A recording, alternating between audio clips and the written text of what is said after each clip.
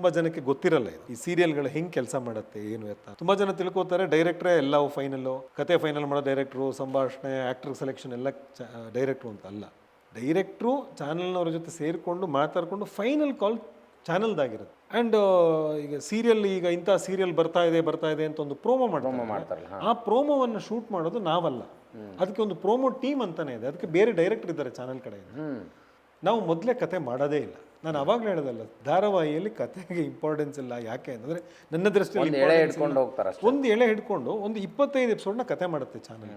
ಮಾಡಿ ಅದು ಟೆಲಿಕಾಸ್ಟ್ ಒಂದು 5-10 ಎಪಿಸೋಡ್ ಟೆಲಿಕಾಸ್ಟ್ ಆಗ್ತಿದ್ದಾಗೆ ಅವ್ರದ್ದೊಂದು ಟೀಮ್ ಇದೆ, ರಿಸರ್ಚ್ ಟೀಮ್ ಇದೆ. ಅವ್ರು ಎಲ್ಲ ಕಡೆ ಹೋಗಿ ಹುಡುಕಿ ಮಾಡ್ತಾರೆ, ಇದು ಹೇಗಾಗ್ತಿದೆ, ಜನರ ಫೀಡ್ಬ್ಯಾಕ್ ತಗೋತಾರೆ, ಜನರ ಹೆಂಗ್ ಫೀಲಿಂಗ್ ಏನಿದೆ, ಅವ್ರ ಫೀಡ್ಬ್ಯಾಕ್ ಏನಿದೆ ಅಂತ ತಗೊಂಡು ಆ ರಿಸರ್ಚ್ ಟೀಮ್ ಕೂತ್ಕೊಂಡು ರೈಟರ್ಸ್ ಜೊತೆಗೆ ನಮ್ಮ ಟೆಕ್ನಿಕಲ್ ಟೀಮ್ ಎಲ್ಲರ ಜೊತೆ ಕೂತ್ಕೊಂಡು ಡಿಸ್ಕಸ್ ಮಾಡ್ತಾರೆ. ಆವಾಗ ಓಕೆ ಜನಕ್ಕೆ ಇದು ಇಷ್ಟ ಆಗ್ತಾ ಇಲ್ಲ, ಸರಿ ಹಾಗಾದ್ರೆ ಇದನ್ನ ಸ್ವಲ್ಪ ಮೈಲ್ಡ್ ಮಾಡಿ, ಇದು ಇಷ್ಟ ಆಗ್ತದಲ್ಲ ಇದನ್ನ ಬೆಳೆಸೋಣ, ಈ ಥರದ.